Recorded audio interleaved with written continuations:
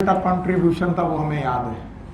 अगर बेटा buckle chamber से हम लोग आगे बढ़े तो हमें मिलेगा स्टमक। क्या मिलेगा? स्टमक। ये वो जगह है जहां पर हम लोग डाइजेशन को पढ़ने जा रहे हैं। सो आज हमारा टॉपिक है digestion in stomach. It's our next topic, digestion in stomach.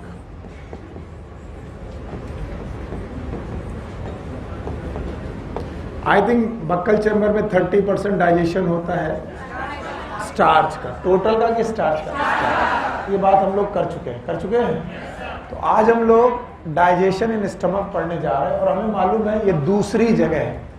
3 जगह पर ऐसा होना है। पहली जगह बक्कल चैम्बर का, दूसरा स्टमक, और ये 2 प्रकार से होना है। कितने प्रकार से? तो हमें मालूम है पहला तरीका कैसा है, मैकेनिकल, और दूसरा केमिकल। तो चलो भाई, तो number 1 type of digestion it is known as mechanical digestion and number 2 is known as chemical. तो आसान है अगर आपको समझ में आता है तो, वैसे तो बहुत मुश्किलें पैदा होती हैं। तो खाना जब एंट्री किया स्टमक में तो एक स्फिंक्टर से एंट्री किया, इसका नाम है कार्डियक स्फिंक्टर। क्या नाम है? Cardiac sphincter. एकदम शांत रहिएगा और सुनते रहिएगा क्योंकि टाइम कम है आज। कार्डियक स्फिंक्टर से खाना अंदर एंट्री किया और स्टमक पे पहुंचा। जैसे ही स्टमक में खाना पहुंचा, यहां पर स्टमक में खाने को रुकना है। स्टमक में फूड को स्टे करना है अबाउट 4 to 5 आवर। 4 से 5 घंटे तक फूड को यहां पर स्टे करना है। तो जो भी आपने खाना खाया 4 से 5 घंटे यहां पर स्टे करेगा। स्टे करते वक्त इसमें कुछ मैकेनिकल डाइजेशन शुरू होंगे और इन मैकेनिकल डाइजेशन के मूवमेंट का नाम है चर्निंग। क्या नाम है बेटा? चर्निंग। एंड द चर्निंग के अलावा ग्राइंडिंग एंड मिक्सिंग। अच्छा, ये नाम तब तक अच्छे लगते हैं जब तक कि बस नहीं सुन लिए जाए कि चर्निंग क्या है, ग्राइंडिंग क्या है, मिक्सिंग क्या है। पर जब आप इनको फील करेंगे तो आपको समझ में आएगा। For example, if it is a longitudinal muscle, कौन सी मसल? तो जब भी आप इधर सामने देखें, जब भी लॉन्गिट्यूडनल मसल कांटेक्ट होंगी, इनकी लेंथ बड़ी की छोटी? And if it is a circular muscle, कौन सी मसल? सर्कुलर। तो सर्कुलर मसल जब भी कांटेक्ट होगी क्या कम होगा? Diameter. Diameter. Give me the bottom. अगर ये स्टमक है और इस स्टमक में लंबवत कोशिकाएं, लंबवत मसल्स हैं जिनका नाम है लॉन्गिट्यूडनल मसल। फिर से बोलो। तो अगर लॉन्गिट्यूडनल मसल कांटेक्ट हो तो बॉटल का लेंथ छोटा होगा। बोलो, लेंथ छोटा। पक्का? और अगर ये सर्कुलर मसल कांटेक्ट करें तो इनका डायमीटर कम होगा। डायमीटर कम, ज्यादा, ऊपर नीचे। अब जरा सोच के देखिए, समझ में आया? और इसमें ऑब्लिक मसल भी पड़ी है। कौन सी? ऑब्लिक। अब फील करो, ऑब्लिक मसल इन्हें टर्न देंगी, ट्विस्ट। ऑब्लिक मसल का मतलब है वो ऑब्लिक तरीके से कांटेक्ट करेगी। ऑब्लिक तरीके से कांटेक्ट करने का मतलब लंबाई में, चौड़ाई में कि तिरछा? और तिरछा कोई कांटेक्ट करेगा तो क्या होगा? ट्विस्ट। नहीं समझ में आया? अब बताओ, स्टमक में कितने मूवमेंट? 3। कभी कभी स्टमक छोटा होगा, बड़ा होगा, डायमीटर बढ़ेगा, कम होगा, और ट्विस्ट करेगा। नहीं समझ में आया? तो स्टमक जब कभी ये सब नृत्य करेगा तो क्या वहां पर चर्निंग चालू होगी? कभी मिक्सिंग देखिए? मिक्सर ग्राइंडर देखा है? तो मिक्सर और ग्राइंडर में यही मूवमेंट होते हैं, चर्निंग मूवमेंट होते हैं। और क्यों चर्निंग मूवमेंट हो रहे हैं? क्योंकि आप गोल गोल भी घूमते हो, ट्विस्ट भी करते हो, ऊपर नीचे। तो याद रखना 3 मसल हैं और तीनों मसल ने मिलकर एक काम किया। चाहता तो मैं नहीं बताता, बोलता रट्टा मार लो, लेकिन 3 मसल हैं जो ये मैकेनिकल डाइजेशन कर रही है। बोलो, तीनों के नाम बताओ। बाहर कौन सी? लॉन्गिट्यूडनल, दूसरी सर्कुलर, और तीसरी का नाम है ऑब्लिक। तो 3 मसल मिलकर के स्टमक को छोटा, बड़ा, डायमीटर कम, ज्यादा, और ट्विस्ट। तो बताओ, जो मूवमेंट होंगे वो क्या कहलाएंगे? चर्निंग। और इन चर्निंग मूवमेंट में हेल्प करेंगे रूगी। बोलो क्या? तो खाना जो तुम्हारा होगा वो रूगी से टकराएगा। किससे टकराएगा? रूगी। और रूगी से टकराने के बाद पेस्ट में तब्दील होगा। जितने लोगों ने मम्मी को कभी मिक्सर में काम करते देखा है तो वो टमाटर डालें क्या निकलती है? चटनी। मिर्चा डालो तो भी वो चटनी, बस पानी पड़ा होना चाहिए। यस और नो? तो याद रखना, जो भी चर्निंग, ग्राइंडिंग और मिक्सिंग के मूवमेंट होंगे तो आपका खाना पेस्ट लाइक हो जाएगा। कैसा हो जाएगा? पेस्ट। और this paste like food is known as chyme. बोलो क्या बोलेंगे? अब आपका खाना पेस्ट लाइक हो गया है and that is known as chyme. तो बताओ, मुंह में इसका नाम क्या था? बोलस। फैरिंग्स में बोलस, इसोफेगस में बोलस, स्टमक में chyme. So now its name is chyme. What is chyme? कोई बताए व्हाट इज काइम?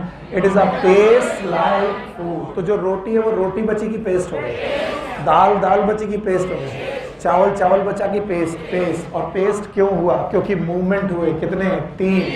एक और चर्निंग, ग्राइंडिंग, मिक्सिंग। तो आपका फूड मिक्स होकर के पेस्ट लाइक हो गया। नाम बताओ? और जिस समय पर ये 3 मैकेनिकल प्रोसेस चल रहे थे, बोलो कौन कौन? Churning, grinding, mixing. ठीक उसी समय पर सिक्रीट हो रहा था गैस्ट्रिक जूस। कौन सा जूस? Gastric juice. भाइयों बहनों, गैस्ट्रिक जूस सिक्रीट हो रहा था किन ग्लैंड से? मर गए तो कौन सी ग्लैंड? Gastric gland. इसी दिन के लिए पढ़ाया था, जब भूल जाओ। स्टमक में ग्लैंड पाई जा रही हैं, सब म्यूकोसा की ग्लैंड है, सब म्यूकोसा की ग्लैंड है। कुछ भी बोलने के पहले तोल मोल के बोला करो। सब म्यूकोसा की म्यूकोसा की ग्लैंड है। और म्यूकोसा की ग्लैंड का नाम गैस्ट्रिक ग्लैंड। तो ये गैस्ट्रिक ग्लैंड कहाँ है? माउथ में कि स्टमक में? और कुछ बेटा भूली बिसरी यादें होंगी इसकी। याद है कितनी सेल थी? याद है? हाँ? 3 है। तीनों के नाम बताओ। क्या आपके पास म्यूकस नेक सेल है? ये है अच्छे बच्चे, अगर अच्छे से पढ़ोगे। म्यूकस नेक सेल है। दूसरा चीफ सेल है। शाबाश, चीफ सेल। और पैराइटल और ऑक्जेंटिक सेल। ऑक्जेंटिक सेल है भैया। बहुत अच्छी, बहुत मदद हो रही है आपकी ये मदद मैं कभी जिंदगी भर नहीं भूल पाऊंगा। चीफ सेल का दूसरा नाम है पेप्टिक सेल। इन्हीं का नाम जाइमोजेनिक सेल है। जाइमोजेन का मतलब होता है इनएक्टिव एंजाइम। बोलो क्या? इनएक्टिव। तो बताओ, जाइमोजेनिक सेल इनएक्टिव एंजाइम सिक्रीट करेंगी। और बताओ, म्यूकस नेक सेल से क्या सिक्रीट होगा? म्यूकस। ये म्यूकस सिक्रीट करेंगे। क्या सिक्रीट करेंगे? म्यूकस। और जाइमोजेनिक सेल सिक्रीट करेंगी पेप्सिनोजेन। अब एंजाइम नहीं लिख सकते, बोलो क्या? पेप्सिनो। एक्टिव एंजाइम की इनएक्टिव? तो आपके पास एक पेप्सिनोजेन नाम का एंजाइम सिक्रीट होगा। कौन सा? पेप्सिनो। इसके अलावा प्रोरेनिन। बोलो एक्टिव की इनएक्टिव। स्पेलिंग देख लेना, डबल एन है कि सिंगल है? डबल है। सिंगल है। प्रोनेनिन और पेप्सिनोजेन नाम के 2 इनएक्टिव एंजाइम सिक्रीट होंगे। और बची पैराइटल और ऑक्जेंटिक सेल। पैराइटल और ऑक्जेंटिक, इनसे सिक्रीट होगा HCl। फिर से बोलो। और सिक्रीट होगा कैसल्स इंट्रिंसिक फैक्टर। बोलो क्या? कैसल्स। और ये कैसल्स इंट्रिंसिक फैक्टर जो होगा, ये विटामिन B12 को एब्जॉर्ब करने में हेल्प करेगा। बोलो कौन? Vitamin B। और इस तरीके से एक जूस बनेगा। जूस का नाम होगा गैस्ट्रिक जूस। तो बात आपको करनी है, मैं पढ़ा चुका हूं। तो खाना जिस समय पर चर्निंग, ग्राइंडिंग और मिक्सिंग के दौर से गुजर रहा था, कौन कौन? Churning, grinding, mixing. क्या बन रहा था? पेस्ट। उसी दौरान गैस्ट्रिक ग्लैंड, कौन सी ग्लैंड? गैस्ट्रिक ग्लैंड अपना काम कर रही थी। और गैस्ट्रिक ग्लैंड अपना काम कहाँ कर रही थी? स्टमक में। कहाँ पर? और स्टमक में गैस्ट्रिक ग्लैंड कौन कौन सी सेल रख रही थी? Mucus neck cell, chief cell. पता नहीं क्यों मुझे लगता है इससे तुमको याद नहीं होता। इसलिए एक डायग्राम आप लोग बना लो। मुझे लगता है आपको याद नहीं होता, आपको होता है, अच्छी बात है। देखो एक डायग्राम बना लो, gastric gland, these are the multi cellular gland, they look like something this, इस तरीके की दिखाई पड़ती हैं। डब्ल्यू शेप्ड ग्लैंड है, अजीब सी डब्ल्यू शेप्ड ग्लैंड है, जिनकी मुख्य कोशिकाएं ये हैं जो मैं बनाने जा रहा हूं। मुख्य कोशिकाएं हैं ये, मुख्य, that's why they are known as chief cell. Gastric gland जिन मुख्य कोशिकाओं से बनी है उनका नाम है चीफ सेल। सो आप लिख सकते हैं कि सर ये जो गैस्ट्रिक ग्लैंड है जो स्टमक में पड़ी है, जिनके बृहद रूप, बड़े रूप कुछ ऐसे दिखाई पड़ते हैं, स्टमक में पाई जाने वाली ग्लैंड। अजीब बात है, आपका मन नहीं मानेगा कि सर ये कैसे पढ़ा रहे हो आप। अभी देखो, अगर मैं बोलूं कि ये स्टमक है और स्टमक की रोगी के पास, किसके पास, रोगी के, यहां पर कुछ ग्लैंड है, तो यही वो ग्लैंड है जो ऐसे दिख रहे हैं। अब बताओ, इनमें से जो मुख्य कोशिकाएं हैं इनका नाम है चीफ सेल। तो हमने लिख दिया सर ये चीफ सेल। तो भाई ग्लैंड जिन मुख्य कोशिकाओं से बनी है उनका नाम है chief cell. Okay, now in chief cell के द्वारा नेक के पास बनाई गई हैं कुछ cells, these cells known as neck cell. नाम बताओ, म्यूकस नेक सेल। ग्लैंड की नेक में प्रेजेंट है, neck of the gland, mucous neck cell, mucous neck cell. और याद रखना, there are some cell which are present to the periphery of this gland. It is the out of NCERT जो मैं पढ़ा रहा हूं, मन ना करे तो मत पढ़िएगा। Periphery of the gland, gland की पेरीफेरी में प्रेजेंट हैं, इसीलिए इनका नाम क्या है, parietal gland, sorry parietal cell, parietal cell.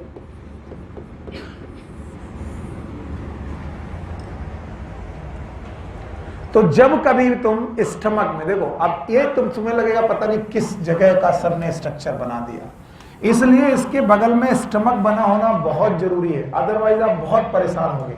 बताओ क्या ये इसोफेगस है? चलो मुझे बताओ, आप लोग को जो जो मैं पूछता जाऊं बताते जाओ। क्या ये इसोफेगस है?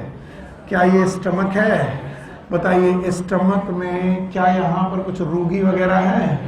इन्हीं रोगी के बीच में कौन प्रेजेंट है? कौन प्रेजेंट है? ग्लैंड। कौन सी ग्लैंड? गैस्ट्रिक। तो यहाँ कहीं पर जो गैस्ट्रिक ग्लैंड प्रेजेंट है उनका स्ट्रक्चर ऐसा दिखता है। बताइए, नेक में पाई जाने वाली म्यूकस नेक सेल, पेरीफेरी में पाई जाने वाली, और जिन मुख्य कोशिकाओं से ये बनी चीफ सेल, इन्हीं चीफ सेल का दूसरा नाम है यस पेप्टिक सेल, क्योंकि ये एंजाइम निकालती है, पेप्टिक सेल। इन्हीं का तीसरा नाम है जाइमोजेनिक सेल।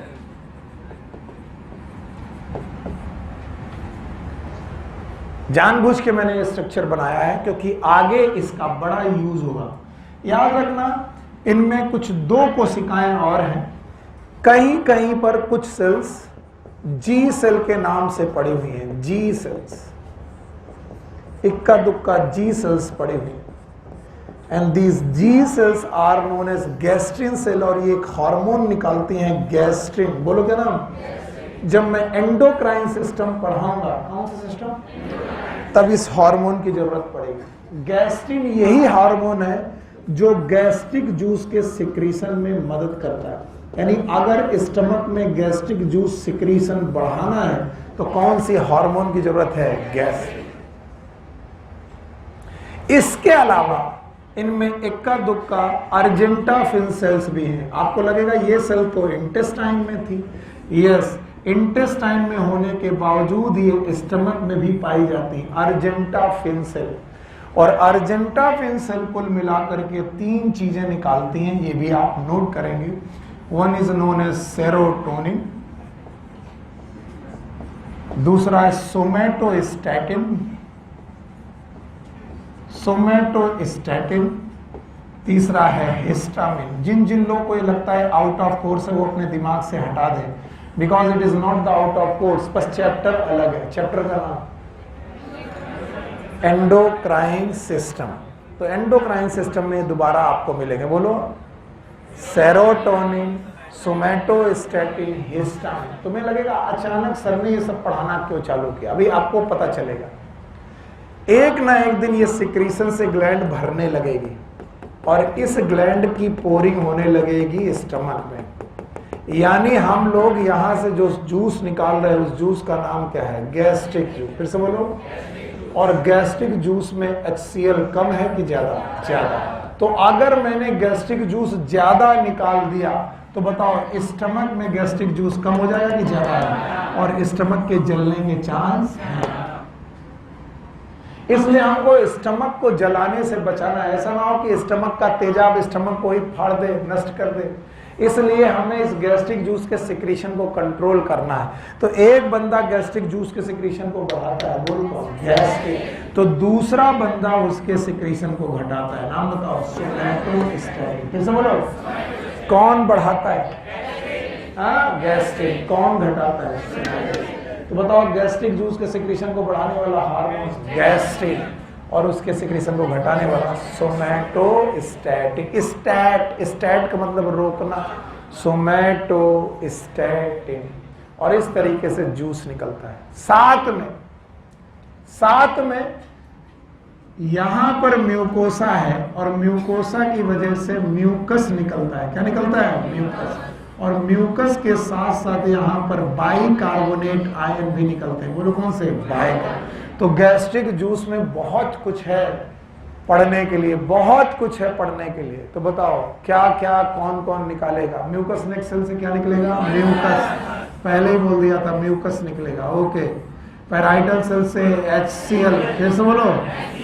चीप HCl और Castle's intrinsic factor. Castle's intrinsic factor. ये फैक्टर क्या है? किस काम आएगा?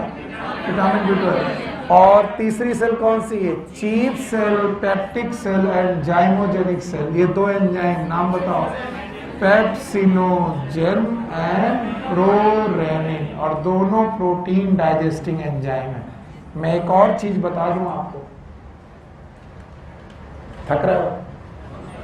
मैं एक चीज और बता दूं कि यहां पर एक और एंजाइम निकलता है, नाम है गैस्ट्रिक लाइपेज। बोलो क्या नाम? यानी ये लिपिड को डाइजेस्ट करने वाला एंजाइम है। पर लिपिड डाइजेशन के लिए चाहिए बाइल। क्या चाहिए? और बाइल स्टमक में रिलीज। इसलिए एंजाइम होने के बावजूद भी फैट डाइजेशन है कि नेग्लिजिबल? नहीं। और ये बात भी NCERT में लिखी है कि स्टमक में गैस्ट्रिक लाइपेज भी निकलता है along with pepsinogen and prorenin. देखेंगे भाई कितने लोग इन चीजों को बिना देखे बता पाएंगे। चलो, खाना कहां से कहां पहुंचा? ईसोफेगस से स्टमक पहुंचा। अब इधर मत देखना, ईसोफेगस से स्टमक पहुंच गया। स्टमक में पहुंचा तो बेटा मैकेनिकल डाइजेशन चालू हुआ। उधर मत देखो, मैकेनिकल डाइजेशन चालू हुआ। 3 मूवमेंट हुए। बोलो। Churning, grinding, mixing. क्या आपको पेस्ट मिला? पेस्ट का नाम काइम। जिस समय काइम बन रहा था, क्या बन रहा था? काइम। उसी समय स्टमक में ग्लैंड है।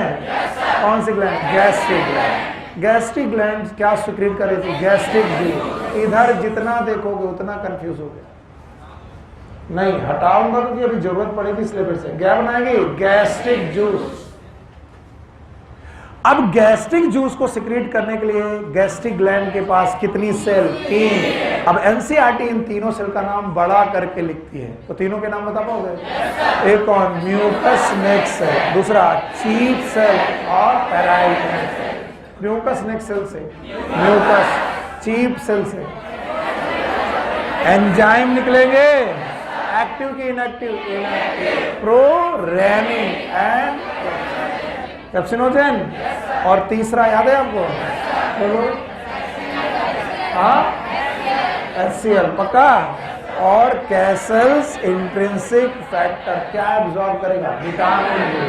और एक जूस बनेगा गैस्ट्रिक जूस। इन 3 सेल के चक्कर में सुनील सर ने आपको 2 सेल और पकड़ा दी, याद रहेंगे। एक का नाम G सेल, एक का नाम अर्जेंटा। अगर मैंने पहले दिन 5 सेल बताई होती आपको नहीं आती। पहले दिन मैंने कितनी बताई? 3। आज 2 और। बोलो। G for gastric, A for argenta. G cell है, अर्जेंटाफिन सेल है। G सेल से क्या निकलता है? गैस्ट्रिक। अर्जेंटाफिन सेल से 3। बोलो। सेरोटोनिन, सोमैटोस्टैटिन, हिस्टामिन, जिसमें सोमैटोस्टैटिन गैस्ट्रिक जूस को बढ़ाता है कि घटाता है? घटाता है। और गैस्ट्रिक जूस को साथ में निकलता है बाइकार्बोनेट। बोलो क्या? तो बताओ आपके गैस्ट्रिक जूस में म्यूकस प्रेजेंट है, बाइकार्बोनेट प्रेजेंट है, और यहाँ का पीएच लगभग 1 से लेकर के 2 के बीच में होता है। हाईली एसिडिक, कम एसिडिक की बहुत ज्यादा, और इतना एसिडिक बेटा पीएच है कि अगर ये एसिड आपके हाथ में रख जाए, हाथ जल सकता है। ये तेजाब है। तो पेट में तेजाब है और पेट जल नहीं रहा, गजब बात है। वही तेजाब पेट का निकाल के आपके पास हाथ में रख दिया जाए, आपके हाथ में जल जाएगा। तो भैया पेट का तेजाब जो HCl है वो पेट को जला क्यों नहीं रहा? क्योंकि 2 चीजें हैं, एक म्यूकस और एक बाइकार्बोनेट। बोलते हैं बाइकार्बोनेट बफर जैसी एक्टिविटी पैदा करता है। कैसी? बफर। और बफर समझते हो? वो बफर वो होते हैं जो pH को बहुत ज्यादा चेंज होने से रोकते हैं। पक्का? और साथ में क्या प्रेजेंट है? म्यूकस। तो याद रखना, स्टमक में पाया जाने वाला म्यूकस और बाइकार्बोनेट HCl होने के बावजूद भी पेट को जलने समझ गए? तो बताओ, पेट को जलने से, अल्सर बनने से रोकने वाले 2 चीजें बताओ, बाइकार्बोनेट और म्यूकस। और खास करके मैं ये स्ट्रक्चर तुमको याद करवाना चाहता हूं ताकि तुम्हें सेल रखने में दिक्कत ना हो। नेक में हमारी नेक में, ग्लैंड की नेक में म्यूकस नेक, मेन सेल का नाम, मुख्य सेल का मतलब चीफ सेल, और बेटा पेरीफेरी में पैराइटल सेल, ये वाली जी सेल, ये वाली अर्जेंटा। अब हटा सकता हूं मैं। अब अगर आपको आ गया तो आ गया, नहीं आया तो नहीं आया। बताओ खाना कहां पहुंचा? स्टमक में पहुंचा। किस स्फिंक्टर से? कार्डियक स्फिंक्टर से गया। कार्डियक स्फिंक्टर से जाते ही कितने घंटे रुकेगा? सारे क्वेश्चन सॉल्व हो रहे, 4 से 5 घंटा रुकेगा। पर वहां पर मैकेनिकल डाइजेशन और केमिकल चालू है। ये दूसरी प्लेस है। कैसी प्लेस है? दूसरी। टोटल कितनी प्लेस? 3। कितना तरीका? 2। जूस 5। तो बताओ ये दूसरी प्लेस है जिसमें दोनों डाइजेशन है, और जूस नंबर 2 है। जूस का नाम गैस्ट्रिक, और ग्लैंड का नाम याद है? Gastric gland. गैस्ट्रिक ग्लैंड दिख रही हैं? सेल दिख रही हैं? अच्छा, गैस्ट्रिक ग्लैंड की सारी सेल अब W आकार में दिखाई पड़ रही है। दिख रहे हैं? बोलो। Mucus neck cell, chief cell, अर्जेंटा cell, जी सेल। सबके सिक्रेशन याद है? अरे मेरे बच्चे शाबाश। म्यूकस नेक सेल से, चीफ सेल से पेप्सिनोजेन एंड प्रोरेनिन, पक्का? और ऑक्जेंटिक सेल से HCl और कैसल्स इंट्रिंसिक, जी सेल से ये एंजाइम है कि हार्मोन? हार्मोन। वो तीनों क्या थे? एंजाइम, ये वाला हार्मोन, और साथ में अर्जेंटा सेल से कितने हार्मोन? 3। बोलो। Serotonin, somatostatin, histamine. और जूस बना। जूस का नाम गैस्ट्रिक। और इस गैस्ट्रिक जूस ने केमिकल डाइजेशन चालू किए। क्या चालू किए? केमिकल। तो बच्चों, मेरे प्यारे बच्चों, स्टमक में मैकेनिकल डाइजेशन के बाद there is a chemical digestion in stomach. Stomach में केमिकल डाइजेशन क्या क्या है? सुनो। पहला पॉइंट जो आपको लिखना है, there is no carbohydrate digestion. कोई भी कार्बोहाइड्रेट का डाइजेशन नहीं है। जो कार्बोहाइड्रेट का डाइजेशन माउथ में शुरू होगा वो स्टमक में रुक जाएगा। कारण है वहां का पीएच, क्योंकि सलाइवा का पीएच कितना था? 6.8, और टाइलिन 6.8 में एक्टिव है, 1.8 में एक्टिव नहीं है। तो बताओ स्टमक का पीएच कितना है? 1.8। So there is no carbohydrate digestion, no lipid digestion. ना तो लिपिड डाइजेशन होगा, इवन वहां पर गैस्ट्रिक लाइपेज होने के बावजूद भी लिपिड का डाइजेशन नहीं।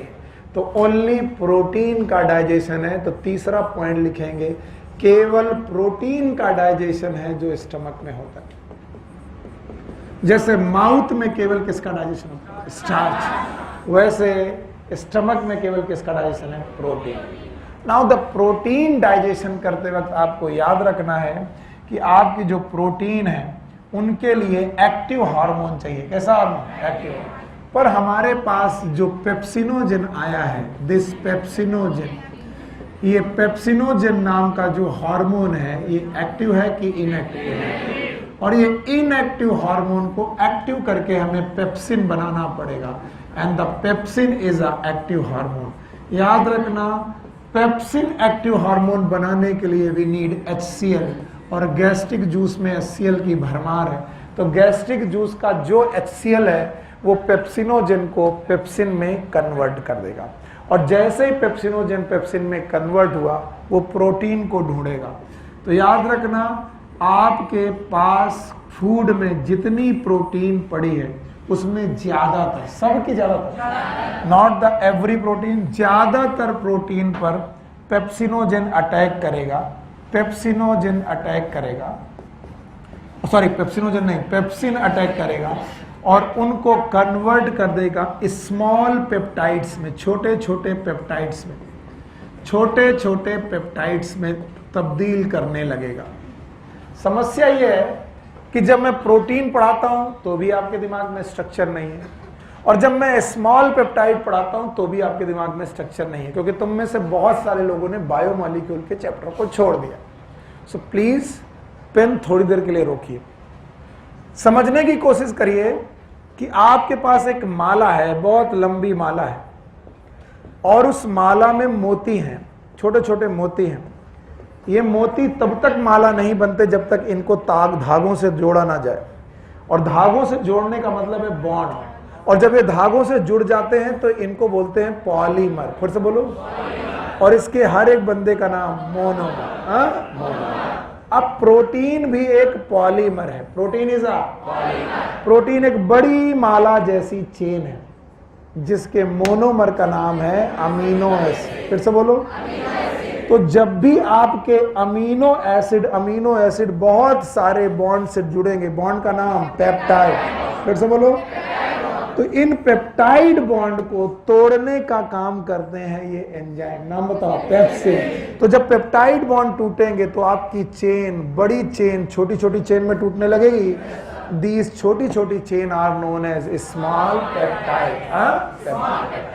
इन्हीं स्मॉल पेप्टाइड्स को हम लोग पेप्टोन्स और प्रोटियोज का नाम देते हैं, पेप्टोन्स एंड प्रोटियोज। स्पेलिंग बहुत याद रखना, प्रोटीएज नहीं है, प्रोटियोज है। तो पेप्टोन्स और प्रोटियोज नाम के छोटे छोटे प्रोटीन के टुकड़े बनने लगते हैं। पेप्टोन्स और प्रोटियोज नाम के जो छोटे छोटे टुकड़े बनने लगते हैं, इसको बनाने के लिए कौन सा एंजाइम आया? पेप्सिन। इसका मतलब प्रोटीन पूरी तरीके से डाइजेस्ट हो गई? नहीं, बड़ी माला, प्रोटीन की बड़ी माला छोटी छोटे टुकड़ों में टूटने लगी। और कौन से बॉन्ड टूटने लगे? पेप्टाइड। क्योंकि मैंने पहले दिन ही पढ़ा दिया था, डाइजेशन मतलब ब्रेकडाउन। तो प्रोटीन की लंबी चेन का छोटा छोटा टुकड़ों में टूटने लगना, इट इज अ डाइजेशन। और ये डाइजेशन कौन कर रहा है? पेप्सिन। नींद आ गई? तो बताओ, पेप्सिन ने प्रोटीन को तोड़ना चालू किया, लंबी प्रोटीन को तोड़ा, और लंबी प्रोटीन को पूरी तरीके से तोड़ा कि छोटे छोटे टुकड़ों में। इन छोटे टुकड़ों का नाम small peptide, and these small peptides are known as denatured protein. और इन डीनेचर्ड प्रोटीन में दो लोग कौन? पेप्टोन और प्रोटीन। बुक लिखती है दे आर डीनेचर्ड प्रोटीन। ऐसी प्रोटीन है जिन्होंने अपना नेचर बदल दिया है। डीनेचर्ड प्रोटीन में से मतलब इनका नेचर 3D से क्या हो गया? 2D। बताओ, प्रोटीन के 4 स्ट्रक्चर पढ़ाए थे, याद होने चाहिए तभी तो। क्वाटनरी, टर्शियरी, सेकेंडरी, प्राइमरी, याद है? तो प्रोटीन अगर डीनेचर हो जाए तब भी वो क्या कहलाएगी? प्रोटियोज। तो बड़ी बड़ी प्रोटीन को हम लोगों ने पेप्टोन्स और प्रोटियोज में तोड़ना चालू किया। यस, किसने किया? पेप्सिन। अच्छा, एक और बात है जो आपको सीखनी चाहिए। बोलते हैं कि कंट्रोवर्शियल पॉइंट है ये, लेकिन मैं एनसीईआरटी की बात मान के चलता हूं। पहले मैं अपनी बात लिख देता हूं, फिर एनसीईआरटी की बात लिख देता हूं। ये रही एनसीईआरटी की बात, पहले लिख दी जाए, फिर मैं अपनी बात लिखता हूं। एनसीईआरटी लिखती है कि इनमें एक और एंजाइम होता है, नाम है प्रोरेनिन। फिर से बोलो। और ये प्रोरेनिन नाम का जो एंजाइम है, ये मिल्क प्रोटीन को डाइजेस्ट करता है। ऑल प्रोटीन की मिल्क प्रोटीन। तो अगर मिल्क में प्रोटीन है तो उसे डाइजेस्ट करने के काम आता है। This prorennin enzyme present in calf, ये तो पक्का श्योर है। काफ मतलब बछड़ा, गाय के बछड़े में ये प्रेजेंट होता है, इसका तो कोई डाउट नहीं। लेकिन it may present in human infant also, ये ह्यूमन के इन्फेंट, दूध पीते बच्चे में भी पाया जाता है। अच्छा, एनसीईआरटी कहती है पाया जाता है, एमबीबीएस में जब तुम पढ़ोगे तो बोला जाता है इट इज कंट्रोवर्शियल। कुछ लोग कहते हैं पाया जाता है, कुछ लोग बोलते हैं नहीं पाया। तो भैया पाया जाता नहीं पाया जाता की लड़ाई में नहीं चलते हैं हम लोग, एनसीईआरटी की मान के चलते हैं। एनसीईआरटी कहती है किस में पाया जाता है और कहां पर, ह्यूमन। यार ह्यूमन एडल्ट में, ह्यूमन एडल्ट में ये एंजाइम एब्सेंट है, इसमें कोई डाउट नहीं, इसमें कोई डाउट नहीं। This enzyme is absent. कौन सा एंजाइम? हाँ, और कहते हैं ये प्रोरेनिन एक्टिव की इनएक्टिव? इनएक्टिव। बोलते हैं इस प्रोरेनिन को भी एक्टिव करना पड़ेगा। तो बोलते हैं प्रोरेनिन को एक्टिव करने के लिए दो चीजें हैं, या तो HCl इसे डायरेक्ट एक्टिव कर दे। ज्यादातर किताबें HCl लिखती हैं, पर कुछ किताबें लिखती हैं कि एक्टिव पेप्सिन, बोलो, can activate prorenin into renin. तो मैं लड़ाई झगड़े में नहीं बच रहा हूं, फंस रहा हूं, क्योंकि एनसीईआरटी में दोनों में से कोई बात नहीं लिखी। हाँ, उन्होंने डायरेक्ट क्या लिख दिया है, रेनिन। फिर से बोलो, मैंने क्या बोला, मैंने क्या बोला? कुछ किताबें लिखती हैं कि प्रोरेनिन को रेनिन में बदलने के लिए HCl, कुछ किताबें लिखती हैं कि प्रोरेनिन को रेनिन में बनाने के लिए एक्टिव पेप्सिन। और एनसीईआरटी इन दोनों में से कुछ भी नहीं लिखती, और एनसीईआरटी कहती है डायरेक्ट क्या प्रेजेंट होता है, रेनिन। ठीक, कौन सा, रेनिन। अब रेनिन क्या करता है? रेनिन करता है protein of the milk, milk की प्रोटीन का डाइजेशन। और मिल्क में एक प्रोटीन पाई जाती है and it is known as casein. फिर से बोलो, कैसीन। ये रही वो कैसीन नाम की प्रोटीन। कैसीन, कैसीन नाम की प्रोटीन पर एक्ट करेगा रेनिन, और पहले इसे पैरा कैसीन में बदलेगा, पैरा कैसीन। और पैरा कैसीन में बदलने के बाद इसे बदल देगा कैल्शियम पैरा कैसिनेट में।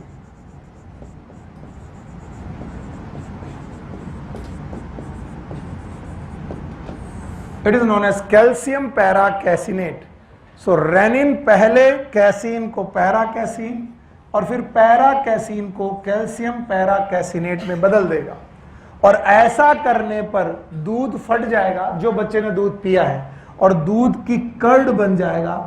कर्डलिंग ऑफ मिल्क इसी रिएक्शन का नाम है, कर्डलिंग ऑफ मिल्क। ऐसा नहीं कि हमारे घरों में छोटे बच्चे नहीं और हमने देखा नहीं, बच्चे को दूध पिलाती है, कई बार वो दूध ज्यादा पी जाने की वजह से कुछ देर बाद उल्टी करता है। उल्टी करते वक्त दूध निकलता है कि दही जैसा, दैट दही जैसा is nothing but it is curdling of milk. वो कर्डलिंग ऑफ मिल्क क्यों हुई? क्योंकि दूध गया स्टमक में। कहाँ गया? स्टमक। पहले तो वहाँ HCl है, क्या है? HCl, वो उसे कर्डलिंग करेगा। बाद में कौन? Casein, para casein, calcium para caseinate, and this is known as curdling of milk reaction। कौन सी reaction? curdling of milk reaction।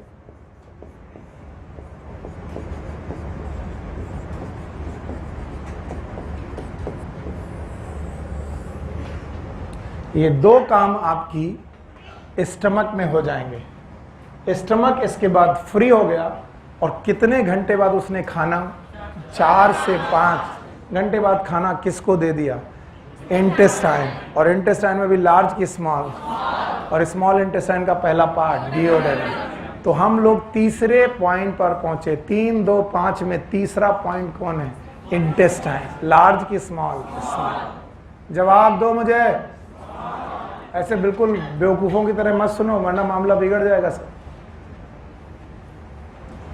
Buckle chamber में क्या था? बोलस की काइंड, ईसोफेगस में आया, इंस्पिंक्टर तक गया। कौन सा inspector? Cardiac inspector. Cardiac inspector से स्टमक में गया। कितने घंटे रुका?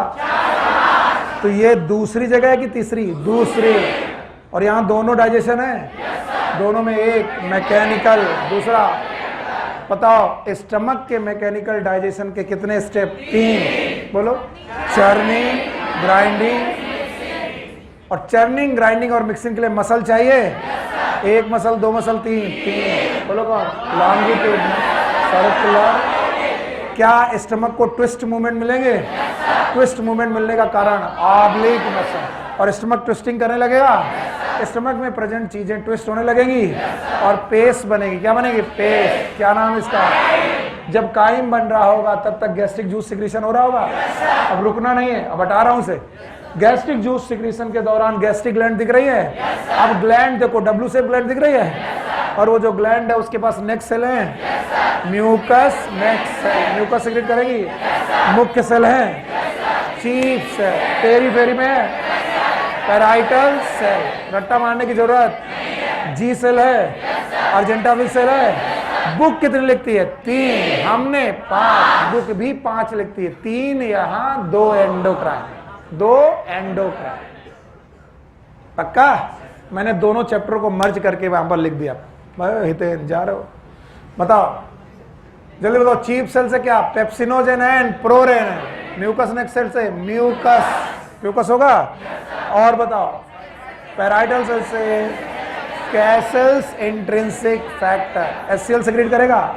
कैसल इंट्रिंसिक फैक्टर सेक्रेट होगा। कौन? B12 को,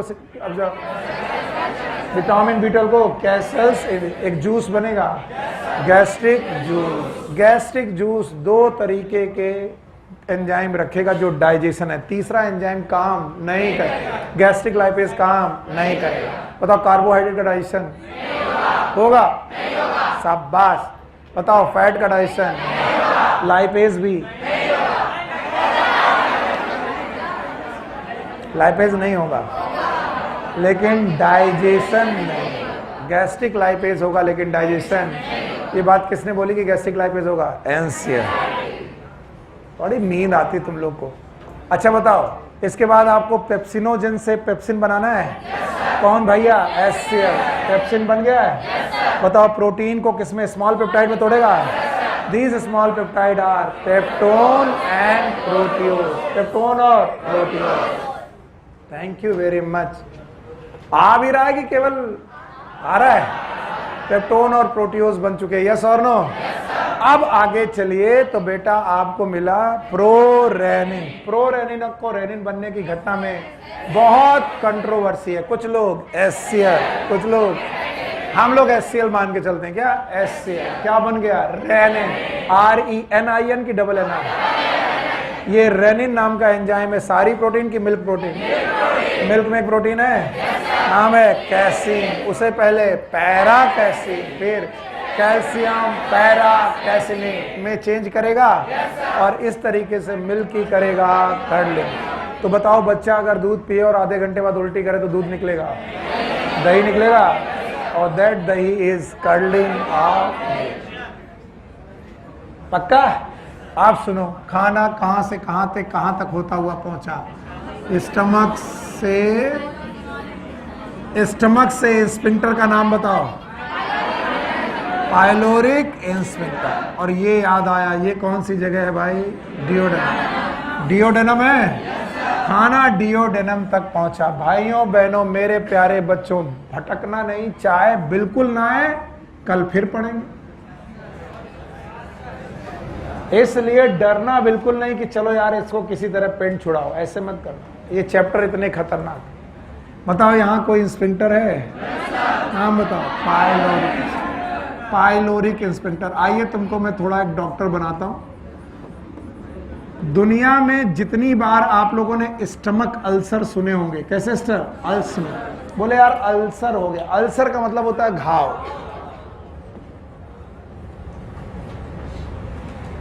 पेप्टिक अल्सर के नाम से इन अल्सर को सुना जाता है कि पेट में अल्सर पड़ गया। उसकी सबसे प्रोमिनेंट जगह, सबसे ज्यादा प्रोमिनेंट जगह डियोडेनम है। कारण सुनो, कारण यह है कि ये जो एचसीएल खतरनाक तेजाब है, जब इस स्फिंक्टर से बेटा यहां डाला जाएगा, डियोडेनम तैयार नहीं है इस एचसीएल के लिए। और इस HCl का सबसे ज्यादा प्रभाव यहां पड़ सकता है डिओडेनम में, और डिओडेनम का म्यूकस रप्चर हो सकता है, HCl में जल सकता है और घाव बन सकता है। इसीलिए यहां पर 3 सिक्रीशन है जो आपको याद रखने पड़ेंगे, चाहे कुछ भी हो जाए, चाहे रट्टा मारना पड़े, याद ही रखने पड़ेंगे। एक इन बहन जी का नाम बोलो, पैनक्रियास, नाम याद है? ये है पैनक्रियास, याद है? इस पैनक्रियास की डक का नाम याद है? क्या नाम याद है? बोलो क्या? Pancreatic juice. फिर से बोलो। तो एक तो पैनक्रियाटिक जूस यहां पर सिक्रीट होगा। दूसरा, आपको इनका भी पता है, मैं कल तो इनको बहुत देर तक पढ़ाया था, याद है आपको? CBD याद है? Common bile duct. यहां पर एक डक्ट बनेगी, हिपैटो पैनक्रियाटिक, याद है? और इस हिपैटो पैनक्रियाटिक डक्ट से निकलने वाला जूस है, it is known as bile juice. Okay? और इसके अलावा इंटेस्टाइन का अपना सिक्रीशन, भूले नहीं होगे, it is known as succus entericus. Succus entericus. क्या इसका दूसरा नाम इंटेस्टाइनल जूस है? इंटेस्टाइनल जूस का मतलब है बेटा सक्कस इंटेरिकस। और इन जिन ग्लैंड से इन्हें निकाला गया, उन ग्लैंड का नाम क्रिप्स ऑफ लिबरकुन। बस यही मात खा गए, जहां पर नहीं बोलते हो वहीं डर लगता है। Crypts of Lieberkuhn. तो आपको याद रखना है, 5 जूस में से 3 जूस तो इंटेस्टाइन में आकर सिक्रीट होते हैं। तीनों के नाम याद हैं? एक कौन? बाइल जूस, पैनक्रियाटिक जूस और इंटेस्टाइनल जूस। ऑल जूस का सिक्रीशन ऑलमोस्ट साइमल्टेनियसली है, मतलब साथ साथ है, ऑलमोस्ट साइमल्टेनियसली। लेकिन हम कसम खाते हैं कि हम इन्हें इन्हीं सीक्वेंस में पढ़ेंगे। पहले हम पढ़ेंगे पैनक्रियाटिक जूस को, दूसरा हम पढ़ेंगे बाइल जूस को, और तीसरा हम पढ़ेंगे इंटेस्टाइनल जूस को। इसका मतलब इंटेस्टाइन में डाइजेशन पढ़ने के लिए हमें 3 जूस देखने। बोलो कौन? Pancreatic juice, bile juice. पहले मैं आपको कुछ चीजें पढ़ाता हूं पैनक्रियाटिक जूस के बारे में। पैनक्रियाटिक जूस के सिक्रीशन में बाइकार्बोनेट आयन की भरमार होती, और भगवान ने इन्हें बाइकार्बोनेट आयन क्यों दे करके भेजा है? क्योंकि उन्हें मालूम है यहां से कौन आ रहा होगा? HCl। फिर से बोलो। और इस HCl को न्यूट्रलाइज करने के लिए हमारे पास बफर होना चाहिए। क्या होना चाहिए? बफर। और ये बफर कहां से आएगा? पैनक्रियाटिक। तो एक तो पैनक्रियाटिक जूस का बाइकार्बोनेट, स्टमक में भी यही काम था। स्टमक भूल गए, स्टमक में भी बेटा हमारा स्टमक जल जा रहा था। बाइकार्बोनेट था, म्यूकस था, म्यूकस नेक्सेल का म्यूकस था। लेकिन सर बाइकार्बोनेट तो है लेकिन म्यूकस नहीं है, तो मुझे लगता है थप्पड़ मारे। इतनी बड़ी म्यूकोसा, याद आई आपको? और म्यूकोसा की कौन सी सेल? Goblet cell. फिर से बोलो। गॉबलेट सेल से क्या सिक्रीट होगा? म्यूकस। तो बताओ कौन कौन लोग लड़ रहे हैं बेटा HCl से? 2 लोग, बाइकार्बोनेट, म्यूकस। बोलते हैं ये दोनों भी कम पड़ जाते हैं, इसलिए भगवान ने इनकी सब म्यूकोसा में भी, किसमें? भूल गए बेटा? सब म्यूकोसा में ग्लैंड दी है। नाम बताओ? Brunner's gland. अगर कोई पूछे कि ब्रूनर्स ग्लैंड पूरी इंटेस्टाइन में केवल डिओडेनम में क्यों है, तो क्या बेवजह है? उसका भी वजह है, क्योंकि डिओडेनम को किसका वार झेलना है? HCl। और इसलिए भगवान ने यहां पर ब्रूनर ग्लैंड दी है। म्यूकोसा की सब म्यूकोसा। तो बताओ म्यूकोसा से भी म्यूकस, सब म्यूकोसा से भी म्यूकस, और पैनक्रियाटिक से बाइकार्बोनेट, सब ने मिलकर यहां पर HCl को किया न्यूट्रलाइज। क्या किया? न्यूट्रलाइज। और इंटेस्टाइन के pH को बदल दिया, और pH को बदलकर 7 से लेकर 8 के बीच में किया। किसके बीच में?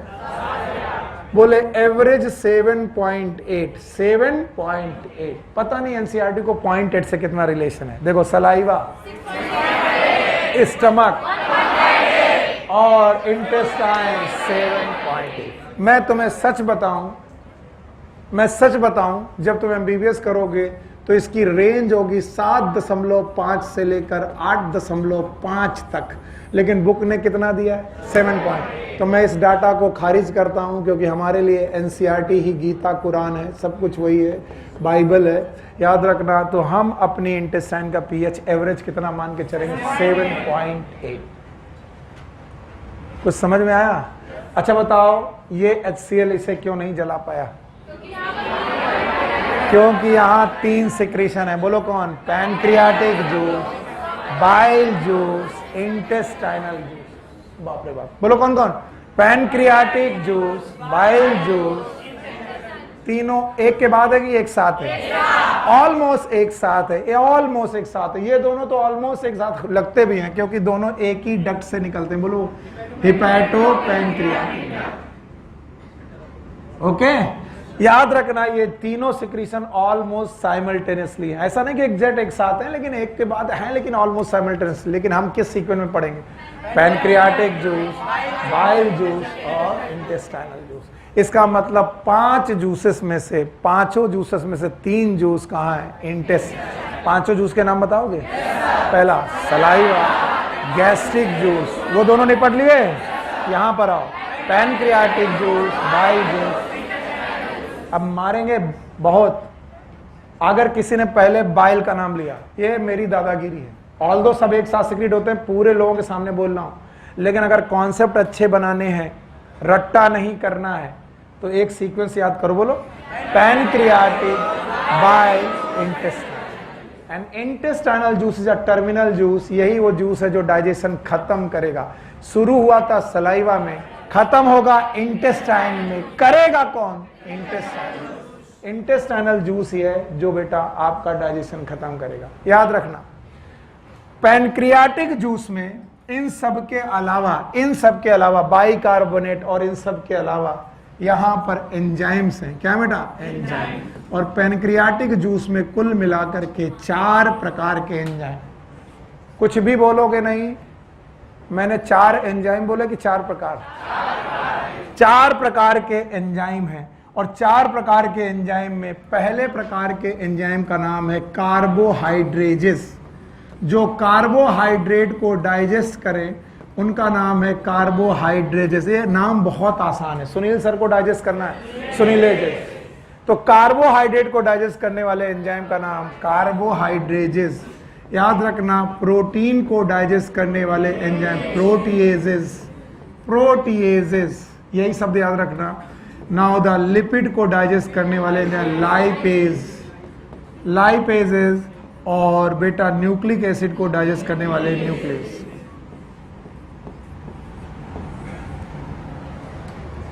एंड इस वजह से आप कुछ भी खाओ वो डाइजेस्ट करने की क्षमता रखता है। कौन? Pancreatic juice. रोटी खाओगे क्या है? हाँ, कार्बोहाइड्रेट। दाल खाओगे, घी खाओगे, सब्जी खाओगे, न्यूक्लियस। तो कुछ भी खाओ, कुछ भी को डाइजेस्ट करने की क्षमता किसमें है? पैनक्रियाट। इसीलिए pancreatic juice sometime called as complete digestive juice. आपकी बॉडी का एक कंप्लीट डाइजेस्टिव जूस है जो हर तरीके के फूड को डाइजेस्ट कर सकता है। It is pancreatic juice. Why it is known as pancreatic juice? क्योंकि यहां पर 4 प्रकार के एंजाइम, 4 एंजाइम है, 4 की 4 प्रकार। पहला बोलो कार्बोहाइड्रेट, दूसरा प्रोटीएज, तीसरा लाइपेज, चौथा न्यूक्लियस। तो कार्बोहाइड्रेट, प्रोटीएज, लाइपेज और न्यूक्लियस नाम के 4 प्रकार के एंजाइम। अगर आप इतना पढ़ चुके हो तो मैं इसे बंद करता हूं और मैं डाइजेशन शुरू करता हूं। वो डाइजेशन जिसको हमें रटने से बचना। हटा दें?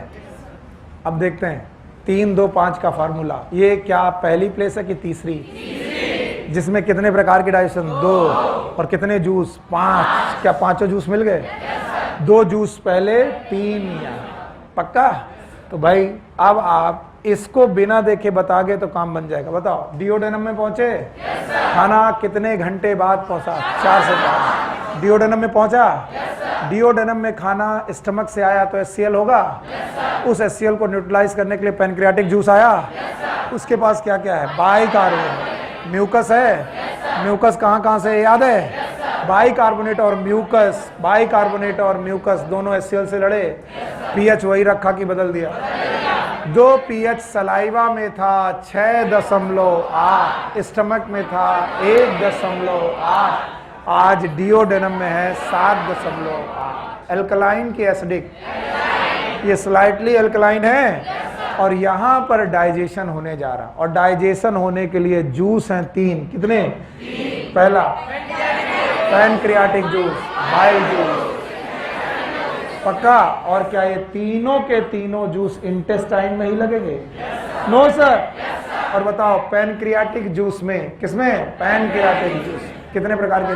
4। कार्बोहाइड्रेट, प्रोटीन, पक्का? आइए तो हम लोग इंटेस्टाइनल डाइजेशन पढ़ने जा रहे हैं। डाइजेशन इन इंटेस्टाइन, ये तीसरा पॉइंट है। व्हाई इट इज तीसरा? पहले तो मैं तुम्हें पढ़ाना बंद करूं, तुम बहुत थके हुए लग रहे हो। पहला पॉइंट था डाइजेशन इन, दूसरा पॉइंट था digestion in stomach. It is digestion in intestine, digestion in intestine. पर आप लोग ऐसे पूरा नहीं लिखेंगे, लिखेंगे digestion in intestine in presence of pancreatic juice. यानी अब जो मैं डाइजेशन लिखने जा रहा हूं ये कंप्लीट डाइजेशन है कि केवल पैनक्रियाटिक जूस? पैनक्रियाटिक। तो मैं पैनक्रियाटिस जूस के डाइजेशन के बारे में बताने जा रहा हूं। कोई प्रॉब्लम? पंखा चलाएं, गर्मी लग रही है। ये तभी होता है जब तुम्हें टॉपिक समझ में ना आए। अगर ऐसा है तो बता दो, हम दोबारा कोशिश करें किसी और तरीके से। हम 3 दिन से 4 दिन से तुम्हें घेर के रखे हुए इस टॉपिक में, इसी वजह से कि आज तुम मदद करोगे। और आसान है, बहुत आसान। बताओ हम लोग तीसरी जगह पहुंच गए।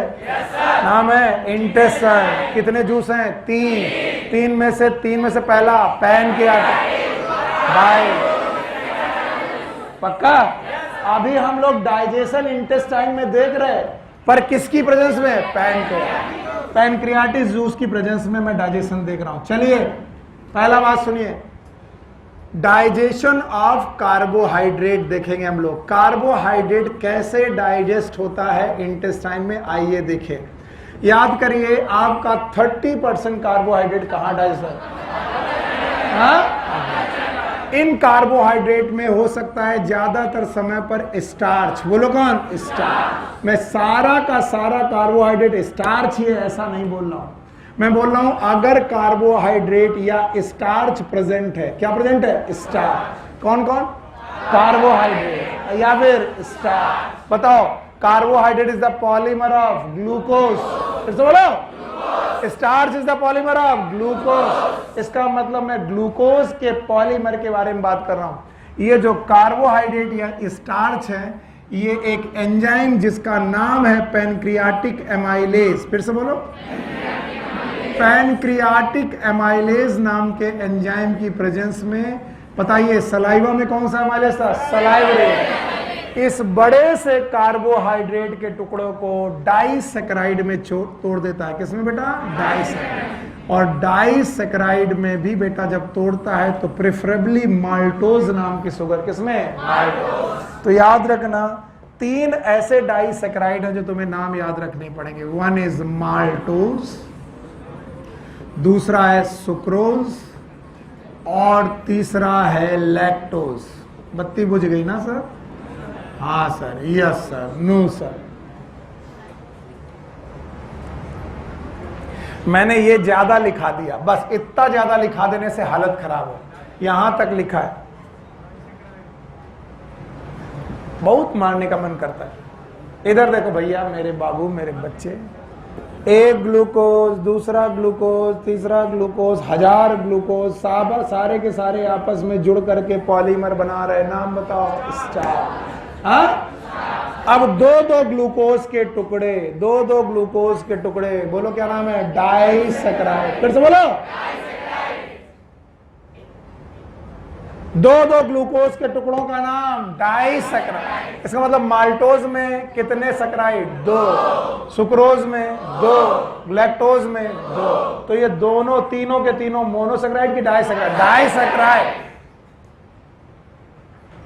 तो हमारा पैनक्रियाटिक अमाइलेज नाम का जो एंजाइम है वो पैनक्रियास से निकलने वाला एंजाइम है, उसने बचे हुए कार्बोहाइड्रेट को, क्योंकि 30% कार्बोहाइड्रेट सलाइवा में डाइजेस्ट हो चुका था, बचा कितना? 70%। 70% बचे हुए बेटा, सच बचे हुए कार्बोहाइड्रेट को किसमें कन्वर्ट किया? डाइसैकराइड। और ये डाइसैकराइड क्या हो सकती है? Maltose, sucrose. किसी को मालूम है सलाइवरी अमाइलेज ने क्या किया था? उसने भी माल्टोज बनाया था। यस, इसका मतलब उसने भी किसमें कन्वर्ट किया था? डाइसैकराइड। खत्म हो गया। इंटेस्टाइन में डाइजेशन किसके प्रेजेंस में? Pancreatic juice. अभी 2 जूस और हैं, मदद करते रहोगे तो आ जाएगा, नहीं करोगे तो नहीं आएगा। अब आओ प्रोटीन डाइजेशन। कौन सा डाइजेशन? प्रोटीन। तो जब बेटा आपका कार्बोहाइड्रेट डाइजेशन हो गया तो आई प्रोटीन। और बोलते हैं प्रोटीन के डाइजेशन को पढ़ने के लिए प्रोटीन का पॉलीमर समझना जरूरी है। ऑल्दो मैं पूछूंगा टाइम वेस्ट होगा, लेकिन मैं बता ही देता हूं, मैं अपने आप को थोड़ा सप्रेस करके बता देता हूं। बोलते हैं protein are polymer, they are polymer. Very good, polymer, they are polymer of amino acid. अब इतना तो नहीं है कि किसी को अमीनो एसिड भी नहीं याद हो, याद है? तो बताओ, प्रोटीन आर द पॉलीमर। चलो जमाई मास्टर खड़े हो। ये जो बच्चा मास्क लगाए हुए, इसके आगे वाला बच्चा, हाँ तुम खड़े हो। Tell me the structure of amino acid. अब बिल्कुल शांत रहना, और किसी ने भी वहां पर बताया, मैं सबके मुंह देख रहा हूं। बंद करो बुक, बुक बंद करो।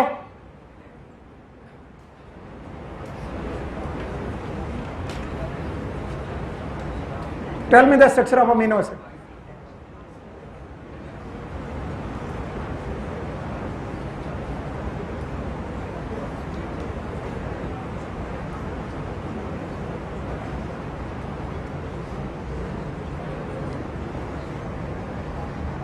ना समझना है, जो टीचर बोल रहा बोलने दो, एक कान से सुनेंगे दूसरे से निकाल देंगे।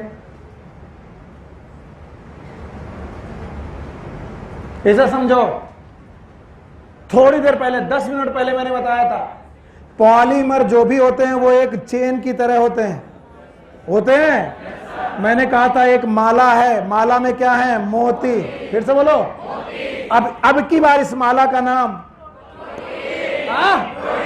लेकिन अब की बार जो माला का नाम प्रोटीन है, इसके मोती वही की बदल गए। इनके मोती का नाम अमीनो एसिड। फिर से बोलो। तो ये भी, ये भी, ये भी। तो मैंने कहा जब अमीनो एसिड प्रोटीन बनाते हैं तो कैसे? देखो कैसे। अमीनो एसिड में एक ग्रुप अमीनो NH2, एक ग्रुप COH, ये क्या है? एसिड। ये है अमीनो। एक साथ बोलो। एक ग्रुप H, ये तीनों बदलने वाले। क्या ये R है? मान लो ये एक मोती है? एक बार और बनाओ, बताइए। ये रहा NH2, क्या रहा? NH2, क्या रहा? C, COH, H, R2 कर दें। ये दूसरा मोती, अभी माला नहीं बना, केवल मोती साइड बाय साइड आए। चलो एक और बनाओ, HNH, C, COH, R3H, ये तीसरा मोती है। चलो चौथा मोती यहां बना दो, बनाओ, बोलो। NHH, याद रहेगा? C, COH, याद रहेगा? चलो R', ये क्या रहा? H, क्या ये मोती है? जगह होती तो और बना देते हो। अब ये मोती क्या प्रोटीन है? नो, जब तक इनके बॉन्ड बनाए बताओ क्या ये HH2O निकला? बॉन्ड का नाम CONH, CONH बॉन्ड बना। नाम बताओ पेप्टाइड। हाँ, क्या यहां पर बॉन्ड बना? नाम बताओ पेप्टाइड बॉन्ड। CONH बॉन्ड हुआ? चलो अच्छा बताओ यहां बॉन्ड बताओ। पेप्टाइड बॉन्ड बना? बोलो CONH, पेप्टाइड बॉन्ड बना। तो बताओ जब प्रोटीन बन रही होगी तो कौन से बॉन्ड बन रहे होंगे? पेप्टाइड। और डाइजेशन का मतलब है ब्रेक डाउन, जिससे बने हो वही तोड़ना है। बने किससे हो? तो यही तोड़ना है। तो बताओ प्रोटीन को डाइजेस्ट करने के लिए कौन से बॉन्ड तोड़ने? पेप्टाइड।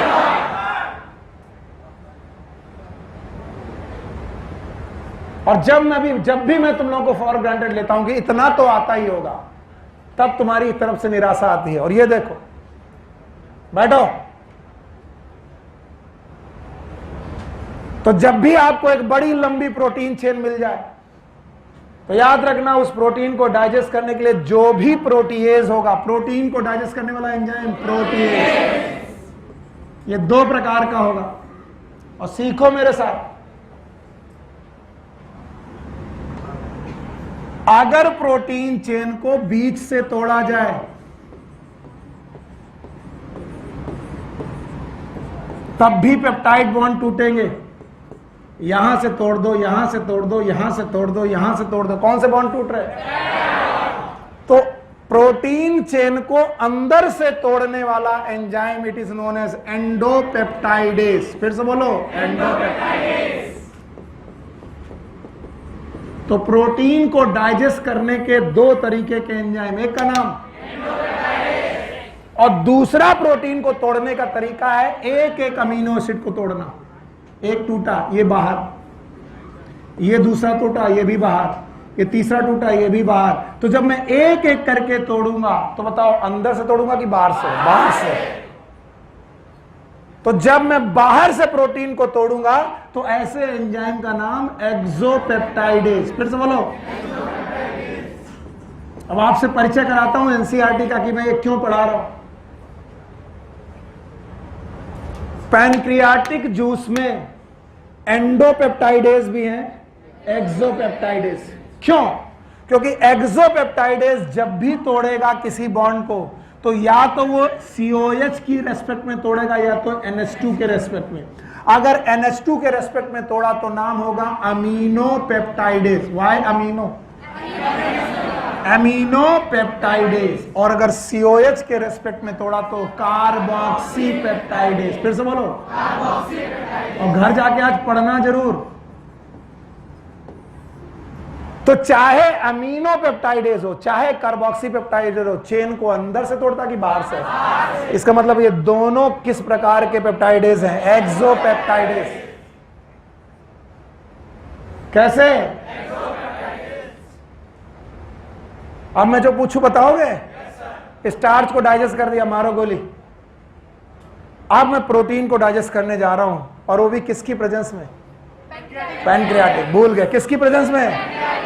तो बताओ पैनक्रियाटिक जूस की प्रेजेंस में अगर प्रोटीन को डाइजेस्ट करने जा रहे हैं तो क्या प्रोटीन डाइजेस्टिंग एंजाइम होने चाहिए? Yes sir. नाउ मैं लिख रहा हूं, अब मेरी मदद करो। पैनक्रियाटिक जूस हो गया ये हेडिंग, और इसमें चाहिए दूसरी हेडिंग प्रोटीन डाइजेस्टिंग एंजाइम। और जब मैं प्रोटीन डाइजेस्टिंग एंजाइम लिखूं तो कितने प्रकार के? पता नहीं सर, कितने प्रकार के? 2। दोनों बता पाओगे?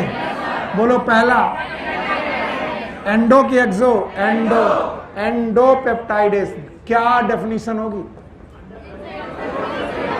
क्या ये प्रोटीन चेन में एक एक अमीनो एसिड निकालेंगे, चेन को बीच में तोड़ेंगे? और दूसरे प्रकार के एक्सोपेप्टाइडेज। कभी मत भूलना कि तुम्हें लग रहा है ज्यादा है, ज्यादा नहीं है, अभी तुमको तुरंत समझ में आएगा।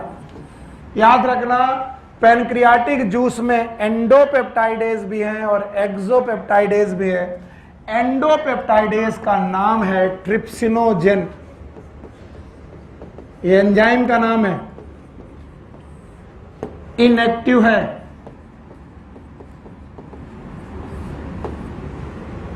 और दूसरा एंजाइम है काइमोट्रिप्सिनोजेन, ये भी एंजाइम है और ये भी इनएक्टिव है।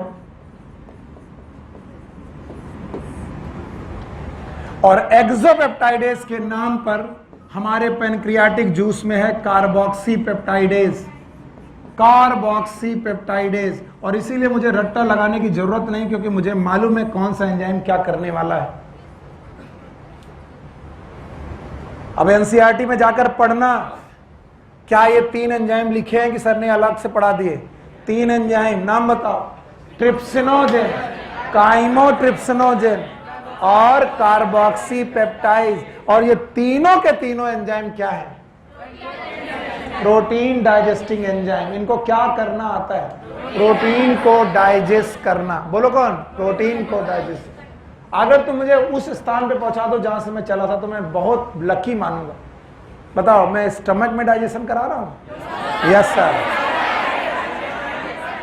स्टमक में कि इंटेस्टाइन? इंटेस्टाइन। और इंटेस्टाइन में एक जूस की 3 जूस?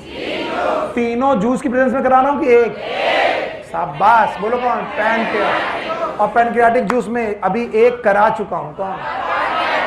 कार्बोहाइड्रेट। दूसरा कराने जा रहा हूं protein.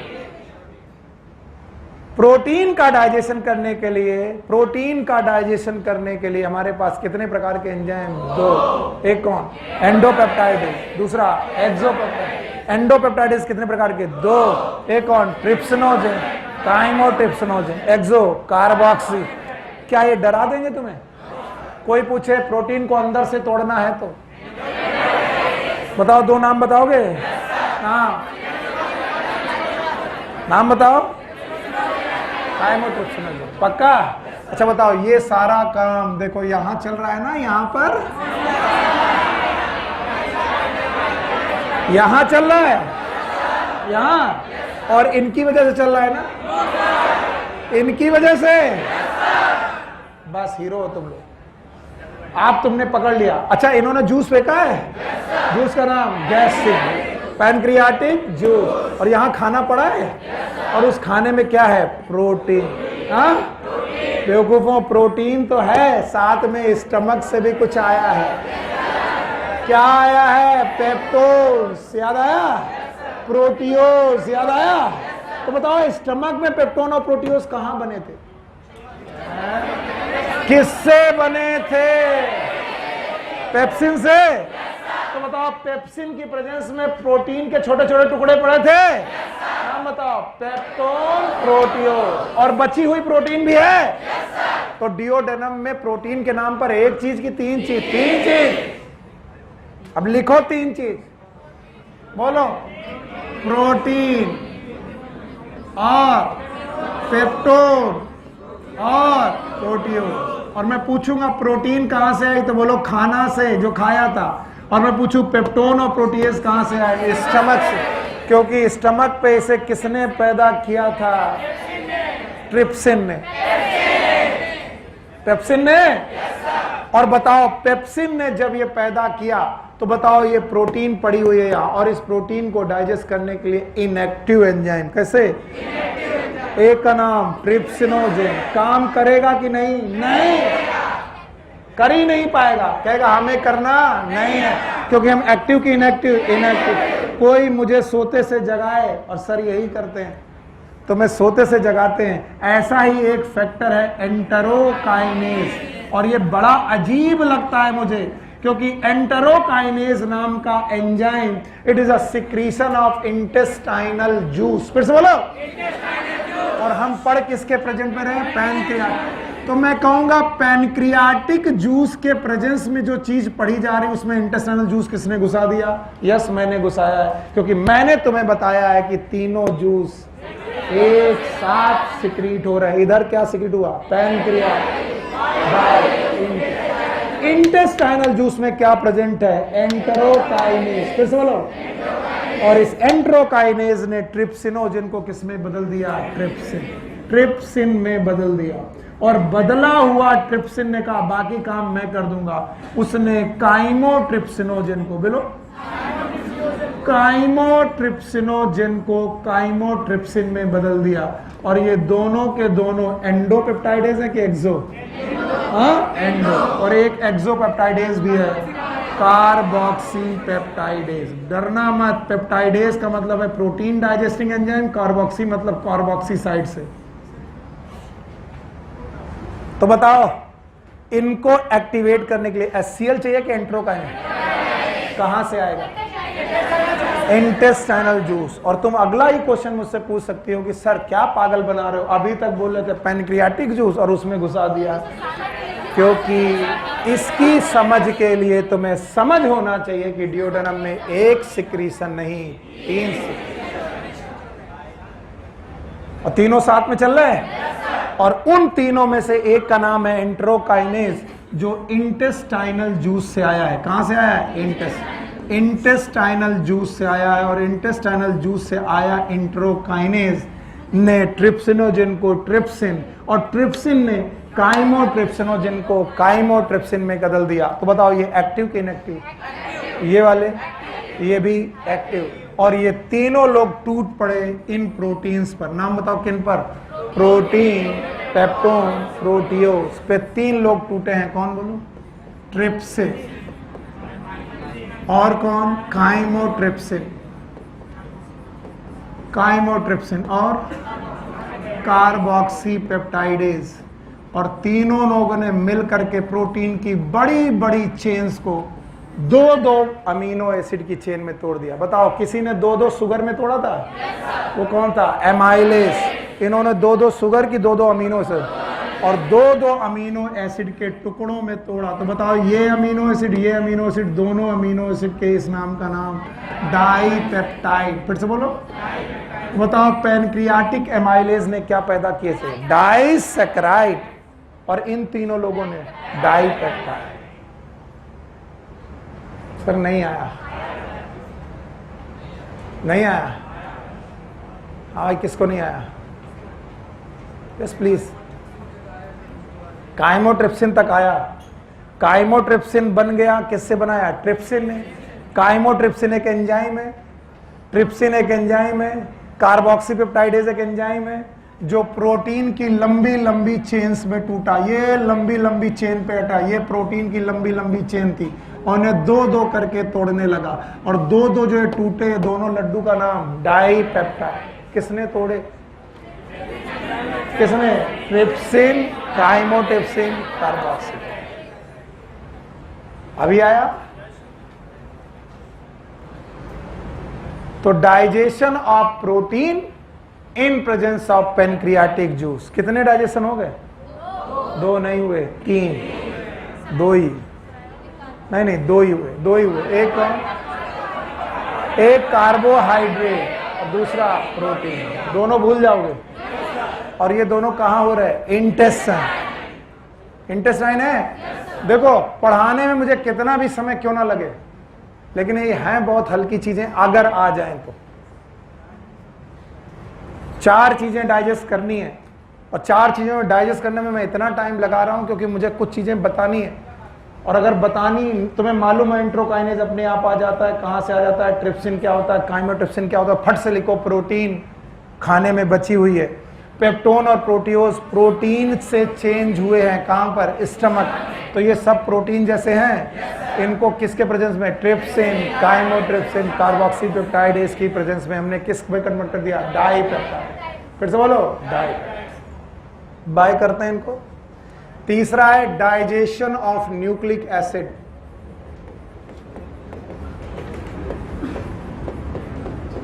Nucleic acid in presence of pancreatic juice।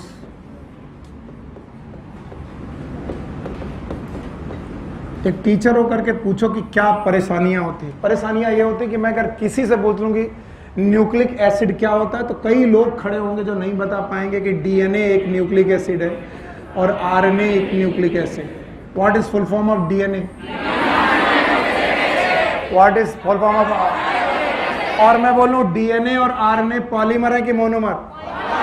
तो अब की बार जो ये पॉलीमर है ये भी एक चेन है। अब बताओ अब की बार लड्डू जो हैं न्यूक्लियोसाइड की न्यूक्लियोटाइड, न्यूक्लियोटाइड। तो बताओ अब की बार अगर ये भाई साहब न्यूक्लिक एसिड हैं, न्यूक्लिक एसिड हैं, तो इनके मोनोमर का नाम न्यूक्लियोटाइड। और इसलिए मैं कहता हूं सबको न्यूक्लियोटाइड का स्ट्रक्चर आना ही चाहिए। आता है आपको?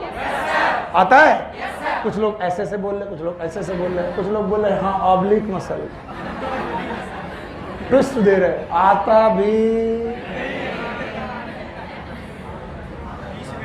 बीच में। भगवान मेरे अगले जन्म में सब बनाना, टीचर ना बनाना। पहला OH, दूसरा OH, तीसरा, चौथा CH2OH। कितने कार्बन? इस शुगर का नाम प्राइमरी स्कूल। कितने कार्बन है? 5। गिनो, 1 2 3 4 5। 5वां कार्बन बाहर। पेंटोज शुगर है। इन बहन जी का नाम राइबोज है। क्या नाम है? राइबोज। तो हे राइबोज शुगर, तुम्हारे पास कितने कार्बन? 5। तुम शुगर हो, तुम न्यूक्लियोटाइड नहीं हो। लेकिन अगर मैं तुम्हारे पहले कार्बन में नाइट्रोजन बेस जोड़ दूं, क्या जोड़ दूं? Nitrogen base. ये एक अलग कहानी है, प्यूरिन और पिरिमिडिन। तो अब तुम्हारा नाम पेंटोज शुगर से न्यूक्लियोसाइड क्या हो जाएगा? न्यूक्लियोसाइड। टाइड की साइड? साइड में नाइट्रोजन बेस, इसलिए न्यूक्लियोसाइड। नहीं, ये कोई कॉन्सेप्ट नहीं है, मैं केवल ऐसे ही बोल दिया हूं। याद रखना, CH2OH ये रहा, CH2OH 5वां कार्बन। 5वां कार्बन है। और 5वें कार्बन में मैंने फास्फोरिक एसिड, कौन सा एसिड? फास्फोरिक एसिड जोड़ा। अब फास्फोरिक एसिड कैसे जोड़ा? P double bond O single bond OH single bond OH single. क्या ये भाई साहब का नाम H3PO4 है?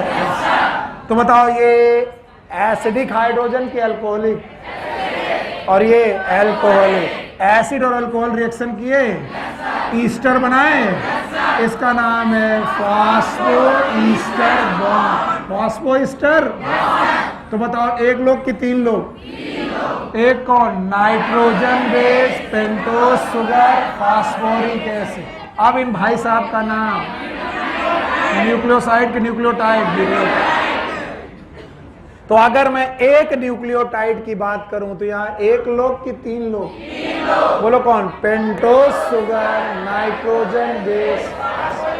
यहाँ पर pentose sugar nitrogen base phosphoric acid. क्या ये भी न्यूक्लियोटाइड है? ये भी न्यूक्लियोटाइड है।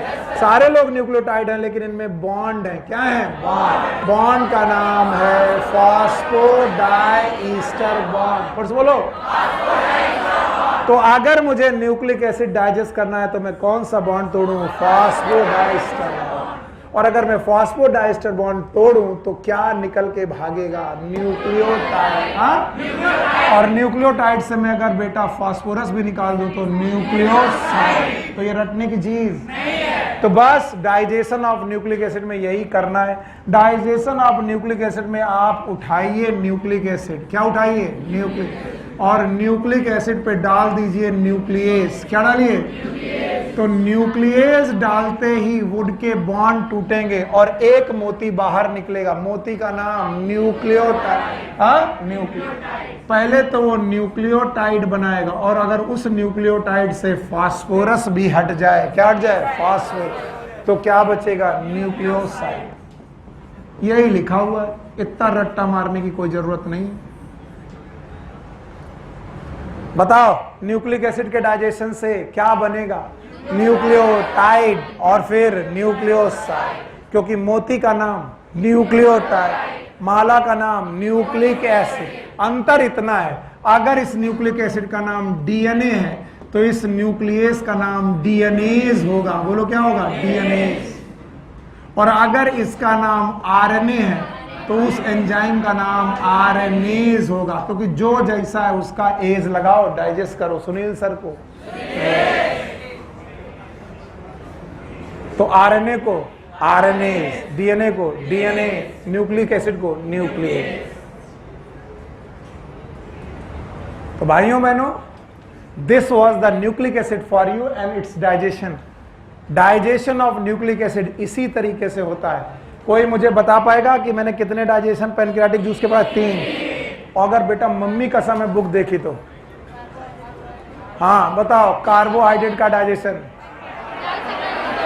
एंजाइम का नाम, सलाइवरी अमाइलेज, प्रोडक्ट का नाम डाइसैकराइड, माल्टोज, सुक्रोज। शाबाश, बहुत बढ़िया। ओके, बताओ प्रोटीन का डाइजेशन याद है? प्रोटीन डाइजेस्टिंग एंजाइम याद है? 2 प्रकार के हैं, एंडोपेप्टाइडेज, एक्सोपेप्टाइडेज। ये हैं हीरो बच्चे। इतना बड़ा पढ़ने के बाद इतनी चौवाट तुम्हें, एंडोपेप्टाइडेज, एक्सोपेप्टाइडेज। एंडोपेप्टाइडेज कितने? 2, काइमोट्रिप्सिनोजेन, ट्रिप्सिन। पक्का? एक्सोपेप्टाइडेज, कार्बोक्साइल पेप्टाइड। ये दोनों एक्टिव की इनएक्टिव? एक्टिव करें, HCl डालें, एंटेरोट्रिप्सिन, फिर बना काइमोट्रिप्सिन। और ये तीनों अटैक किए, बची हुई प्रोटीन, पेप्टोन, प्रोटीओज अटैक किया। वो बनाए थे डाइसैकराइड, ये बनाएंगे डाइपेप्टाइड। हीरो हो यार। अब बताओ, न्यूक्लिक एसिड आया? चाहे तो डीएनए, चाहे तो बने किससे हो? न्यूक्लियोटाइड, न्यूक्लियोटाइड से। और आपको डाइजेस्ट किया जाएगा, किया जाएगा।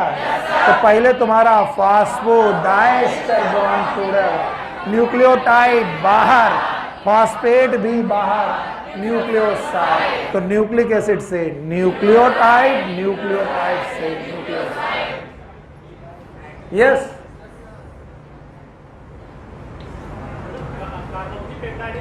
यस। इनके क्वेश्चन को सुनने के पहले जवाब दे रहे हैं।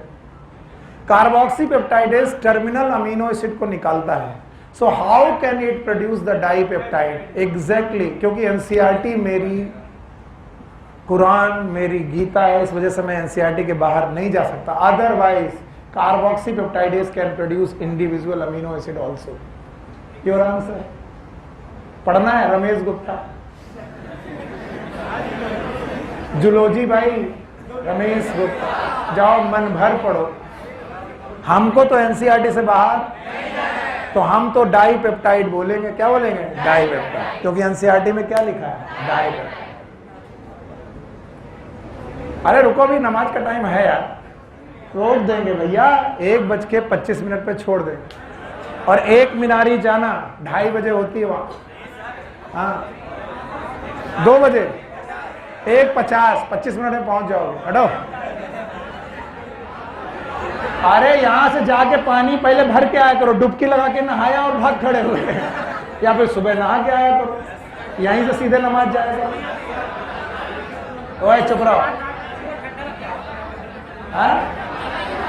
खाना भी खाना है तो खाना खाओ नमाज के बाद, फिर क्लास है। इतना इंपॉर्टेंट टॉपिक मैं नहीं छोड़ सकता। फिर आपको जो मर्जी है, एक और थोड़ा पढ़ा लें तो फिर चले जाओ। आज के लिए हमारी पढ़ाई हमारी इबादत है। अल्लाह अकबर। आओ, आज के लिए वही है, ठीक है। भगवान हमें मना कर नहीं करेंगे। अच्छा बताओ, इसके बाद होता है digestion of lipid. Digestion of lipid in presence of bile. अभी एक ही जूस पढ़ाए हैं, पैनक्रियाटिक जूस। बेटा बर्बाद मत करो टॉपिक। अभी मैंने पैनक्रियाटिक जूस को छोड़ा नहीं है। बाइल जब तक मैं इंट्रोड्यूस ना करूं तुम मत करना। Digestion of lipid in presence of pancreatic juice. और सबसे पहली बात, व्हाट इज लिपिड? जब मैं लिपिड पढ़ाता हूं, मैं पढ़ा लूं, मैं डर रहा हूं क्योंकि पूछूंगा टाइम लग जाएगा। मैं ग्लिसरॉल लेता हूं, CH2OH, CHOH, CH2OH। क्या ये भाई साहब ग्लिसरॉल हैं? इन भाई साहब को मैं एसिड के साथ रिएक्शन कराता हूं। This is known as fatty acid. फिर से बोलो। और ये फैटी एसिड एक जगह लेता हूं कि 3 जगह? 3 जगह। HOOCR2 और इसके बाद HOOCR3। पक्का याद रखना, ये एसिड, ये अल्कोहल, ईस्टर। कौन सा बॉन्ड? ईस्टर। बॉन्ड ईस्टर ही बनेगा। कैसे बनेगा उस चक्कर में मत रहना। ईस्टर बॉन्ड बना। कौन सा बॉन्ड? ईस्टर। ईस्टर बॉन्ड बना। कौन सा? ईस्टर। ईस्टर बॉन्ड जब एक जगह बना, नाम है मोनोग्लिसराइड। फिर से बोलो, क्योंकि ग्लिसरॉल से बना इसलिए मोनोग्लिसराइड। अगर ईस्टर बॉन्ड दो जगह बना, it is known as diglyceride. Diglyceride. और अगर ईस्टर बॉन्ड तीनों जगह बना, it is known as triglyceride. तो बताओ फैट एक्चुअली क्या है? ट्राइग्लिसराइड। तो अगली बार कोई पूछे लिपिड क्या है तो बोलोगे ट्राइग्लिसराइड। These are triglyceride. तीन जगह के ईस्टर बॉन्ड के साथ लिपिड बनता है ट्राइग्लिसराइड। तो अगर ये फैट है तो इसे तोड़ना पड़ेगा, और तोड़ना पड़ेगा तो ये बॉन्ड तोड़ना पड़ेगा। बॉन्ड का नाम ईस्टर। और अगर आपने पहला बॉन्ड तोड़ा, क्या तोड़ा? पहला बॉन्ड। और जैसे ही पहला बॉन्ड तोड़ा, बताओ कितने ग्लिसराइड बचे? हाँ, दो। तो फैट डाइजेशन में फैट से पहले क्या बनेगा? डाइग्लिसराइड। फिर बोलो, और डाइग्लिसराइड से मोनोग्लिसराइड। बुक में इतना ही लिखा है तो मैं यही रुक जाऊंगा, लेकिन मोनोग्लिसराइड के साथ ये कहाँ जाएंगे? ये भी तो पैदा होंगे। These are known as fatty acid. फिर बोलो। तो एक्चुअली जब भी लिपिड का डाइजेशन लिखना चाहिए था, बुक को यूं लिखना चाहिए था, लिपिड का डाइजेशन लाइपेज के प्रेजेंस में, पैनक्रियाटिक लाइपेज की प्रेजेंस में, पैनक्रियाटिक लाइपेज की प्रेजेंस में पहले बनाता है डाइग्लिसराइड। पहला बॉन्ड टूटा तो क्या बना? पहला बॉन्ड टूटा तो दो ग्लिसराइड बचे, दो बचे। दूसरा बॉन्ड टूटा तो एक बचा। तो पहले बनाता है डाइग्लिसराइड और फिर बनाता है मोनोग्लिसराइड। कभी कभी तुम लोग मुझे बहुत ज्यादा मतलब कॉन्स्ट्रेन कर देते हो, मुझे बड़ा डर लग रहा। 10 मिनट तो देना ही पड़ेगा। बोलो, लिपिड से पहले डाइग्लिसराइड, डाई से मोनोग्लिसराइड, और इस तरीके से फैट का डाइजेशन शुरू होता है। पर याद रखो, जब डाइग्लिसराइड बन रहा होगा तो एक फैटी एसिड बाहर आया होगा, जब दूसरा बन रहा होगा तो दूसरा फैटी एसिड बाहर आया होगा। तो साथ में यहाँ फैटी एसिड भी प्रोड्यूस होने चाहिए। एनसीईआरटी ने नहीं लिखा तो तुम मत लिखो। बताओ, लाइपेज, जो लाइपेज नाम का एंजाइम है, कौन सा लाइपेज? Pancreatic lipase. क्या लिपिड को डाइजेस्ट करेगा? पहले क्या बनाएगा? डाइग्लिसराइड, और डाइग्लिसराइड से मोनोग्लिसराइड। याद रखना,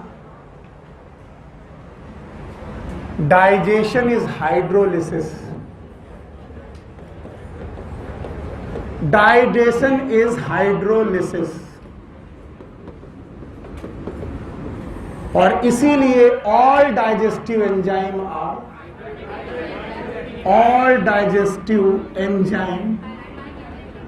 दे are hydrolytic in nature.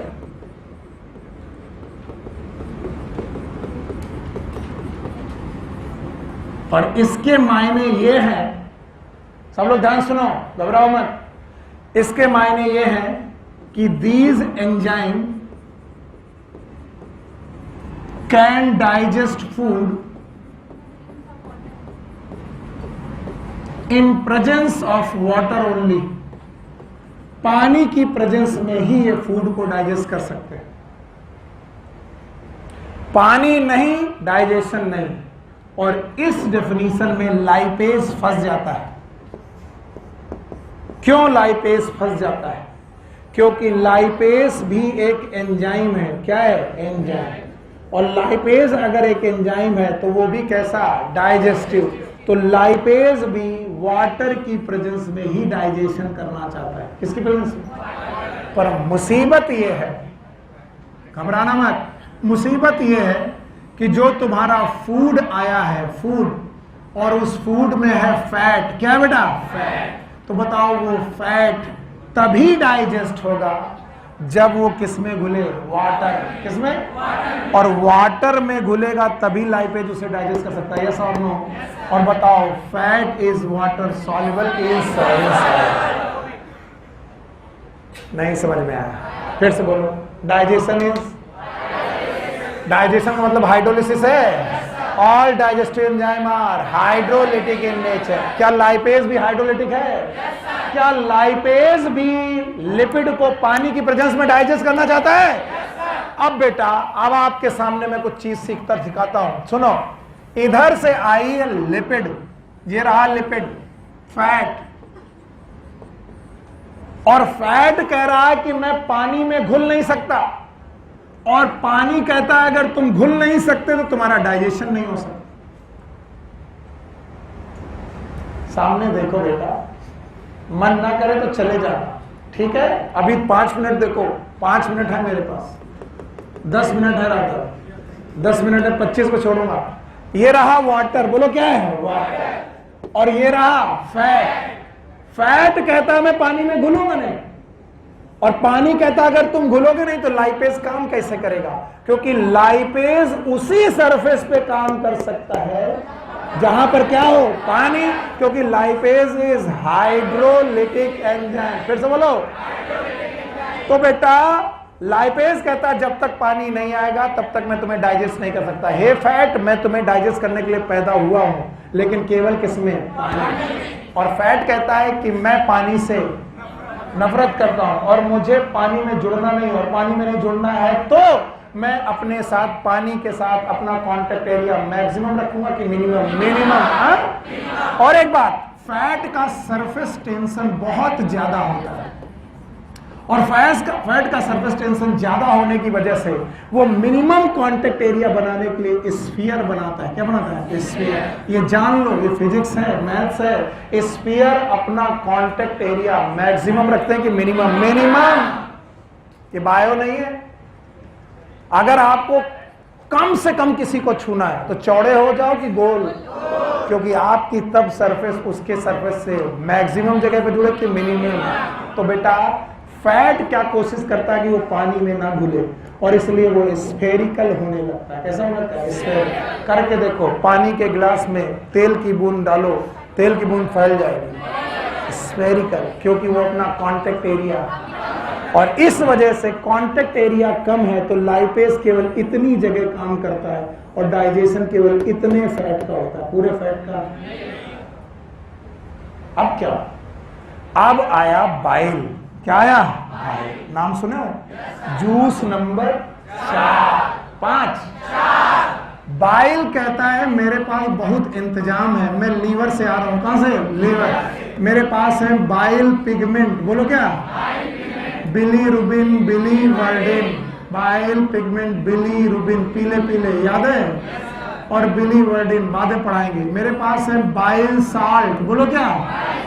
Bile salt. मेरे पास है कोलेस्ट्रॉल। बोलो क्या? कोलेस्ट्रॉल। और मेरे पास है फॉस्फोलिपिड। मैं पूछ लूं, बता दोगे कहां बना है बाइल? लीवर। कहां स्टोर हुआ है? कहां सिक्रीट किया गया? डिओडेनम। डिओडेनम में कितने चीजें? 4। Bile pigment, bile salt, cholesterol, phospholipid. और इनमें से बाइल सॉल्ट अटैक किए फैट पर। किस पर? और फैट का सरफेस टेंशन गिरा दिए, और जैसे ही टेंशन गिरी फैट झरझरा के टूट गया। मैं यही शब्द बोलता हूँ, झरझरा के शब्द नहीं है, केवल फीलिंग है। इसका मतलब फैट का बड़ा ड्रॉपलेट की छोटा, यानी ये फैट की छोटी छोटी ड्रॉपलेट में टूट गया। ये फैट क्यों टूटा? क्योंकि सरफेस टेंशन बढ़ा कि घट गया? हाँ। और सरफेस टेंशन क्यों घट गया? क्योंकि क्या आए? बाइल्स। और जैसे ही छोटी छोटी ड्रॉपलेट बनी, चारों तरफ से इन ड्रॉपलेट को पानी ने घेर लिया। क्या घेर लिया? और एक कोलाइडल सॉल्यूशन बना। क्या बना? इतना तो है कि केमिस्ट्री में कोलाइडल सॉल्यूशन पढ़ा होगा। इस कोलाइडल सॉल्यूशन का नाम है इमल्सन। फिर से बोलो, इमल्सन। क्या बना? इमल्सन। और इमल्सन बनते ही पानी ने पूरे फैट को चारों तरफ से घेर लिया और छोटी छोटी ड्रॉपलेट बनाई। नाम है मिसिल्स। बोलो, मिसिल्स पे सरफेस एरिया घटा की बढ़ा, और लाइपेज ने कहा उस सारी जगह पर मैं अटैक कर सकता हूं जहां पर क्या हो? पानी। इसका मतलब फैट डाइजेशन के लिए इमल्सन बनना जरूरी है, और इमल्सन बनाने के लिए बाइल जरूरी है। तो 4 डाइजेशन ऑफ पैनक्रियाटिक जूस के 4 डाइजेशन में एक डाइजेशन के लिए बाइल की जरूरत है। बोलो कौन? फैट के डाइजेशन। और कौन सा चीज बनाने के लिए? इमल्सन। और इमल्सन बनाना it is known as emulsification. फिर से बोलो। तो बताओ फैट का डाइजेशन किसकी मदद से होता है? बाइल। क्योंकि बाइल फैट का क्या कर देते हैं? इमल्सिफिकेशन। साथ में ये लाइपेज एंजाइम को एक्टिवेट कर देते हैं। क्या करते हैं? Activate. Take care, good luck, bye bye, कल मिलते हैं। चलो जाओ, जुम्मा मुबारक, टेक केयर। समझ में आया? तो कौन सा डाइजेशन पढ़ लिया? एक बेटा जूस नहीं पढ़ पाए हम लोग। कौन सा? 3 प्लेस है। 3 2 5 याद है? Place number 3। डाइजेशन कितना? 2। जूस कितने? 4। चारों जूस के नाम बताओ। Saliva, gastric juice, pancreatic juice, bile juice, और अभी आखिरी का इंटेस्टाइन। तो बताओ अभी मैंने क्या नहीं पढ़ा? इसका मतलब डाइजेशन खत्म कौन करेगा? इंटेस्टाइनल जूस के पहले डाइजेशन खत्म नहीं हो। 5 मिनट अगर होते ना तो वो भी खत्म हो जाता। पर जाओ। हाँ। कल बेटा ये बताएंगे तो बच्चे आएंगे नहीं। मैं अपनी तरीके से रखूंगा। लोग कम आए तो क्लास पढ़ा दूंगा, और लोग ज्यादा आए तो फिर रिवीजन करा दूंगा। आज शाम की क्लास नहीं, कल 11:30 बजे हम लोग क्लास करेंगे। एक बात सर्टेन है कि ये डाइजेशन का चौथा हिस्सा जरूर पढ़ाऊंगा। उसके बाद जो करूंगा टेक केयर, गुड लक।